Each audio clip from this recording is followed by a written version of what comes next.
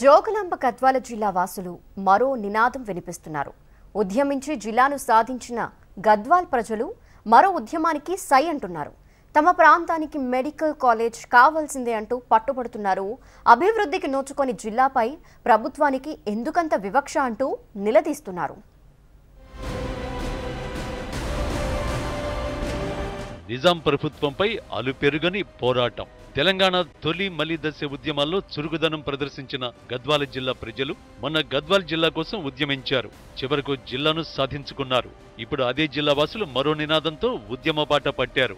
వారం రోజుల క్రితం జరిగిన కేబినెట్ సమావేశంలో పలు జిల్లాల్లో మెడికల్ కాలేజీలను నిర్మించాలని ప్రభుత్వం నిర్ణయించింది. అందులో నడిగడ్డ పేరు లేకపోవడంతో ఆ జిల్లా వాసులు నిరసన బాట పట్టారు. తెలంగాణ రాష్ట్ర ప్రభుత్వం కేబినెట్ మీటింగ్లో 7 మెడికల్ కళాశాలలు కేటాయిస్తూ రాష్ట్ర ప్రభుత్వం అధికారిక ప్రకటన చేసింది. దాంట్లో గద్వాల జిల్లా లేకపోవడము అత్యంత గర్హనీయం కూడా. ఎందుకంటే నీడీ గద్వాల పీపుల్కి ఉంది. అంటే ఈ ప్రాంత ప్రజలు బాగా వెనుకబాటుతనానికి గురైనారు. అంతేకాకుండా వైద్య సేవలకు చాలా దూరంగా ఉన్నారు. వైద్య సేవలు గత చాలా కాలంగా ఈ ప్రాంత ప్రజలకు వృద్ధ్యమైనవి, ఎక్కడ అందుబాటులో లేవు. ఏ చిన్న సమస్య వచ్చినా, ఏ చిన్న ప్రాణాపాయ స్థితి వచ్చినా కర్నూలుకు పోవాల్సినటువంటి, కర్నూలుకు పరిగెత్తాల్సినటువంటి ఒక దయనీయమైనటువంటి పరిస్థితి ఈ గద్వాల ప్రాంతంలో నెలకొని ఉన్నది. భౌగోళికంగా విసిరేసినట్టు ఉండే తమ ప్రాంతాన్ని పట్టించుకోవటం లేదని ఆందోళనలు మిన్నంటే. వైద్య సదుపాయం లేని తమ జిల్లాపై ఎందుకంత వివక్ష అని జిల్లా వాసులు ప్రశ్నిస్తున్నారు. 7 మెడికల్ కాలేజీలకు రాష్ట్ర ప్రభుత్వం నిర్ణయం చేసింది.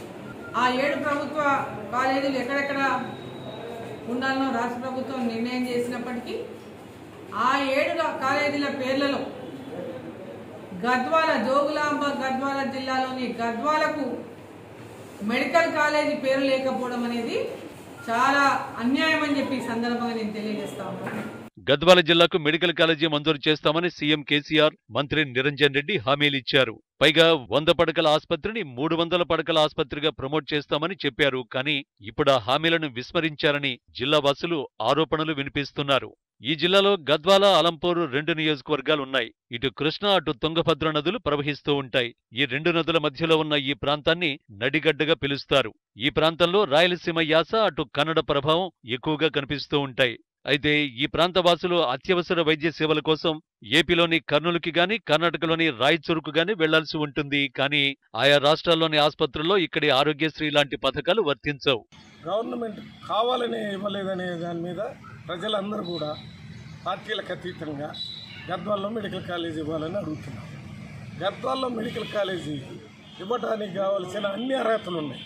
గద్వాల్లో ఉన్నటువంటి ప్రజలందరూ ఈ మధ్య కర్నూలు పోయేవారు, ఇటు పక్కన రాయచూరు పోయేవారు.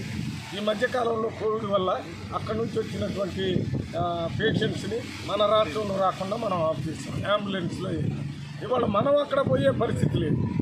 మరి ఎందుకు ఇక్కడ ఇవ్వలేదు? పక్కన అక్కడ వేరే దగ్గర ఇచ్చారు తప్ప ఇక్కడ ఇవ్వటం లేదు. గతంలో గద్వాలలో మెడికల్ కాలేజీ ఏర్పాటుకు సన్నాహాలు చేశారు. దౌలత సాబ్ దర్గా వద్ద, చేనేత పార్కు వద్ద 39 ఎకరాల స్థలాన్ని ఎంపిక చేశారు. కానీ ఆ తర్వాత ఆ ఊసే వినిపించడం లేదని జిల్లా వాసులు ఆరోపిస్తున్నారు. వైద్య సదుపాయం లేక ఇబ్బందులు పడుతున్న జిల్లాను వదిలిపెట్టి వేరే జిల్లాలకు ఎలా మెడికల్ కాలేజీలు కేటాయిస్తారని నడిగడ్డ ప్రాంత వాసులు విమర్శిస్తున్నారు. మెడికల్ కాలేజీ సాధించే వరకు ఉద్యమాన్ని కొనసాగిస్తామని హెచ్చరిస్తున్నారు. और